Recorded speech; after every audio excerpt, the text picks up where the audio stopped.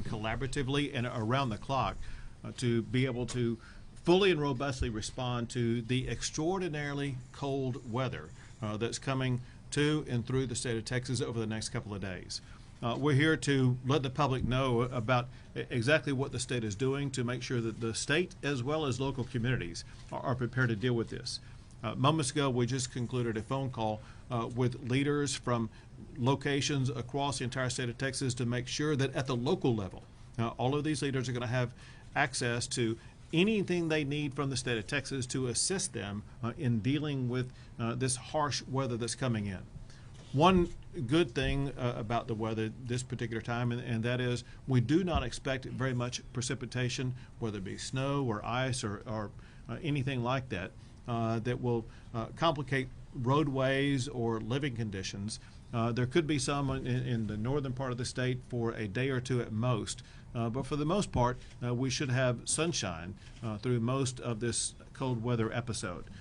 One thing that we do know, and that is with the ultra cold temperature for several days, there are many people in the state of Texas that are wondering about or may be concerned about the power grid. And we want to make sure that everybody across the entire state of Texas hears directly from the head of the Public Utilities Commission as well as the head of Ercot to know exactly the way that both the PUC and Ercot are prepared to make sure that the power grid will remain up and running very robustly during this very cold snap. And in that regard, I will turn matters over to the chair of the Public Utilities Commission at this time to tell you more about what they have done and will be doing to make sure that the power stays on. Thank you, Governor. The grid is ready and reliable. We expect to have sufficient generation to meet demand throughout this entire winter weather event. Texans have seen the impact of the landmark reforms. We went through an extremely cold February last winter and a record-breaking summer and delivered power throughout without disruption. These landmark reforms include winterization of infrastructure, both generators and poles and wires. We have more power available than ever before. We've got more backup fuel, and we've mapped the critical interactions between the natural gas system and our power generators. We will call on our industrial demand response before we ask homes to conserve power, and we will continue the consistent communication between our partner agencies, including the Railroad Commission, TxDOT, and of course Ercot. All of these reforms are about prioritizing people over profits. Above and beyond the new reforms and regulations that have been put in place, additional efforts have been made for this specific winter weather event. Our poles and wires companies have mobile generators ready to go. They've rescheduled maintenance to make sure their wires are available. And generators have also rescheduled maintenance to make sure that every generator available in Texas is ready to go. We've verified additional fuel inventories, increased staffing at power plants, and verified the winterization requirements. I do want to remind folks that we will have high winds that could bring down branches, and even if there are some localized power outages due to falling branches, that does not mean that Ercot or the state does not have sufficient generation. As always, stay in communication with your local power providers and local leaderships, and they will keep you up to date on local issues like that.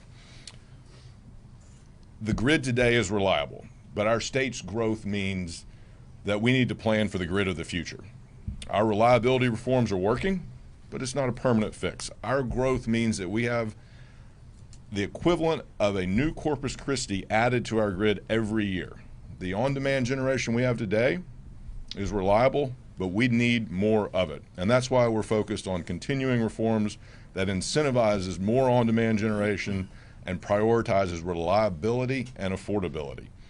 The future of Texas is bright, but we need to make sure it stays powered. We'll continue to monitor this extreme cold weather event. PUC staff will be available for the State Operations Center if needed, and we'll stay in close contact with all the relevant state agencies. Thank you. Thank you. And now the head of Ercot. Thank you, Governor. So Ercot continues to monitor and prepare for this week's cold weather. Our staff are working around the clock 24/7 to ensure that we'll continue to deliver reliable service to all Texans. And as noted by the chairman, we do expect to have sufficient generation supply to meet the forecasted demands. Earlier this morning, we issued a watch, which is our highest level of preparation and readiness for the extreme cold weather that we're expecting, in order to make sure that all market participants are prepared for the conditions that we're expecting. By issuing a watch, it ensures that we have all of the tools in our toolbox available to deal with the service demand. Our current load forecast shows the high expected electric demands during the period from Thursday evening through Saturday morning. The highest demands during this period we expect are going to occur on Friday morning. We expect that to hit near 70,000 megawatts. With all of the available resources performing as planned, we are forecasting to have near 85,000 megawatts of supply available to meet that demand, with wind and solar during those peaks making up around 12,000 megawatts of that. Ercot has completed over 200 weatherization inspections to date of generation facilities. They're going very well. We're going to continue to inspect over the course of this winter over half of all of the generating facilities across the Ercot footprint. And last winter, we inspected a full third of all the generating facilities across Ercot. So we continue to expect adequate supply along with the reserves necessary for the cold weather that's already arrived in North Texas and is starting to continue to spread across the state. We'll continue to monitor conditions and we'll keep you informed as any conditions change. Very good. Now the person who will be in charge of leading the effort in responding to the winter storm is the head of the Texas Division of Emergency Management, NIMKID. Thank you, Governor. This is a dangerous storm coming our way. The temperatures will be extremely cold and the winds will be high, which will generate some very dangerous wind chills. Many of our local partners have already begun plans and opening of warming centers at the local level. The website here in front of you, tdim.texas.gov/warm, will have those warming centers posted for the public to see as soon as they become open by our local partners. As you've heard, the grid is good, but that should not stop you from making plans to protect your home from these dangerous weather conditions and have your vehicles ready as well for these dangerous conditions. We've heard that the precipitation is not in the forecast and it's very light in the panhandle, so the rest of the state should stay dry.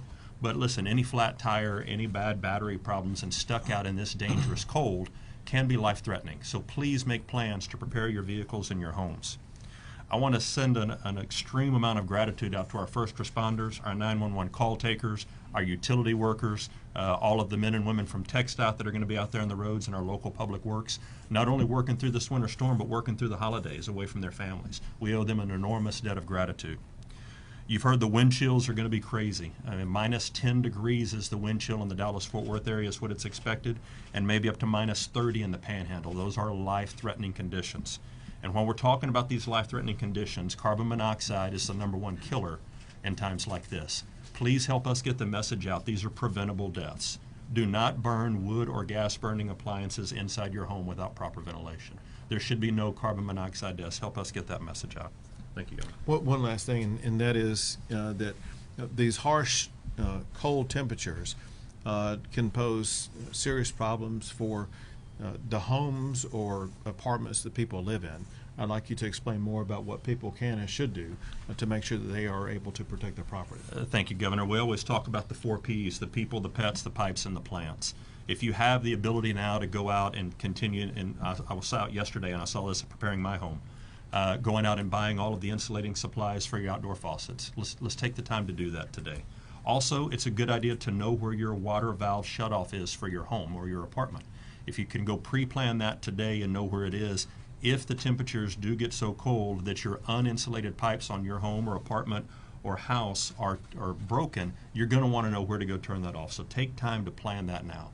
Obviously, bring your pets indoors if you can, protect all your plants, but the people and the pets are very important to us. And again, the local warming centers are doing a great job of helping make sure that people that are out on the streets have a warm, safe place to go. Very good. We'll take a few questions. Governor, I know that people, of course, are going to have dangerous wind chills and other things, but without the precipitation and some things, it kind of seems like it's less maybe of a threat than it was. Yet people seem to be very paranoid about this and worried. Do you feel like there's the trust that's needed in the system, or do you feel like it's just not there? Well, I think trust has to be earned. And we earned that trust in part by going through this past summer with 11 new all-time records for power demand and being able to meet that power demand with ease. I think trust will be earned over the next few days as people see that we have ultra cold temperatures and the grid is going to be able to perform with ease. And so trust has to be earned back over a period of time. And I think that we will show that we can earn that trust. Are there going to be enough staff working during the holiday in case of major issues on the roads or with down power lines and whatnot? Texas is open 24/7, and staff has to be available and will be available 24/7. Whatever challenge may arise, we will have staff available to meet that challenge. Don't we have time for a quick question on what's going on in El Paso? I do happy to answer it, but if you don't mind, if there's anything else concerning the winter storm, let me take the. Go ahead. I had a question about the wind speed on Friday. Was that a wind generation question, or was that a wind chill question? It was a wind generation. We wanted to make sure that we were going to have adequate wind generation capacity that would be adding to the power grid. Do you think we will? I heard that it was going to be under 20. Is that going to be adequate? Yeah. Should be asking Chairman Blake. Probably ask the experts, both Chairman Lake as well as Pablo, the head of Ercot. Are you confident? Well, no, hold a second. I'm going to let them answer the question. I'll come back to you. Yes, we expect to have adequate generation of all forms, including wind, throughout the high wind phase of Friday. And even as the wind tapers off after the front moves through, we expect to have adequate generation, even with the drop in wind on Saturday and Sunday. Some turbines froze up 2 years ago. Did they freeze up again? I do not anticipate that. The lack of precipitation means that we expect to have those turbines turning, but that is a vulnerability of wind generation. The only thing I'd add is that we're assuming a very conservative wind forecast as it is. So we're not, during the lowest peak periods of wind, which is going to be throughout the day on Friday and over the night Saturday, we're not expecting a lot of wind in our forecast already. And so our reserves in our forecast already anticipate that. As far as the shelters here in the Austin area, what type of shelters are they? How are they going to be run? When do they start opening? What are the details on that? And then just kind of a second part for the Ercot after this, if you don't mind. You mentioned the capacity was 85,000 this time. What was it back in 2021 in the winter storm? Yep. So the first part about the shelters is cities and counties are responsible for opening their local shelters. We will support them if we get resource requests for cots or additional staffing. So far, we don't have any of those requests. And we'll continue to update the list on our website so that everybody can know where those shelters are, when they open, and what capacity they have. Back in 2021, the issue that came up and the reason why there was the need for load shed events was that the expected capacity was not able to perform as planned. And so what is significantly and meaningfully different this year than last year is the fact that the weatherization work that's been done, the additional procurement of fuel supplies to ensure that we've got adequate storage, the weatherization on the natural gas pipeline system, all of those factors would lead to those dispatchable generation resources being available. So the numbers, I mean, there was more than 20,000 megawatts lost of dispatchable generation during that time. And so what we're expecting and planning for this time includes having all of those facilities running and they're ready to run. Jeremy? I was going to ask about that gas supply that you were just talking about. How confident are we that the weatherization efforts in those areas will get that gas to the market? Well, first, and I'm going to have them answer, but I will tell you, part of what they're going to tell you is that we have extra gas supply available because of what the new mandates are, but also because of the weatherization and protection of the critical infrastructure. All those things combined will ensure that the gas supply will be available. That said, I'll have both the PUC and Ercot respond to your question. Echo everything the governor said. Specifically, we have a new firm fuel product that provides market incentives for our generators to procure extra backup fuel. That's in place for the first time ever this winter. In addition, we now have better critical infrastructure designations on processing plants and compressor pumps for gas facilities, so that the problem experienced in 2021 of losing pressure in the lines because of loss of electricity that led to power plants losing gas won't occur. This has all been designated critical. It won't lose electricity, and so the gas will continue to flow. And finally, we're working through Turk to have and maintain better communication with the Railroad Commission and both the power generation and natural gas industry than we've ever had before. And we saw the benefits of that enhanced communication last winter. Do you have anything to add? No, that covered it. That covered it fully. Thank you, Governor. I want to break it down for you real quick, get wonky a little bit, and help you understand. There are three primary different stages along this process. There's the power generators, and both because they are winterized and because they have multiple sources of fuel to last them at least several days during this cold snap. Regardless of what may happen in other parts of this whole process, the generators themselves should have enough fuel to make sure that the power stays on. Before the fuel gets to the generators, especially through natural gas, it comes through pipelines. The pipelines are fully winterized and have what's necessary to make sure that there will be no inadequacy of natural gas flowing through the pipelines. Before it gets into the pipeline, it goes through gatherers and processors. And the gatherers and processors have been contacted, at least the primary ones, across the entire state of Texas to make sure that they're using measures like using methanol to prevent freezing and other standards to prevent freezing to make sure that adequate natural gas coming out of the ground will be gathered, processed, and make it into the pipelines. It's completely different than it was 2 years ago. Two more questions? Mr. Vegas, in regards to the natural gas flow, there's concern that some generators may try to take advantage of the load and hold back, and to wait till we hit that $5,000 cap. What are we going to do to manage and prevent any type of gouging by electric providers during this cold spell? Yeah, we're operating the system and expect through the practices that have been set up over the last winter to have good faith practices executed across the industry. We're not expecting any kind of gouging or anything along those lines.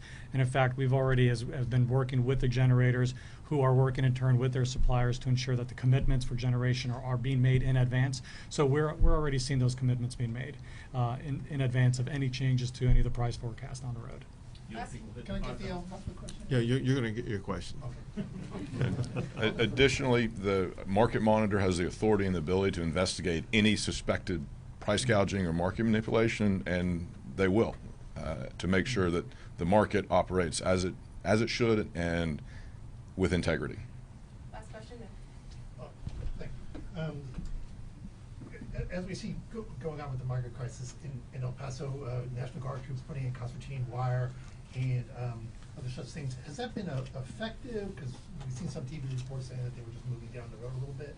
And then the second part of that question is the truck inspection order back in place down there? So with regard to the first part of the question, so yesterday was really day one of what's going to be a multi-day series of actions taken by the National Guard where they were putting up more elements of what will constitute a blockade to make sure that the people who were crossing into El Paso should be blockaded.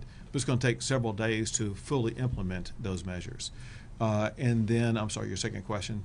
There were some reports that trucks were being backed out along the border. Did you order inspections? So that's all run by the Texas Department of Public Safety, and they have a right and the ability to do these inspections. And they have found through these inspections that there were vehicles that were not safe for the roads. It could have posed dangers to Texans, and there were other flaws they found either with regard to drivers or vehicles. So that's SOP. That's not like That's all subject to and led by the Texas Department of Public Safety. Great, thank you guys. Can Thank you y'all so talk about much. the road?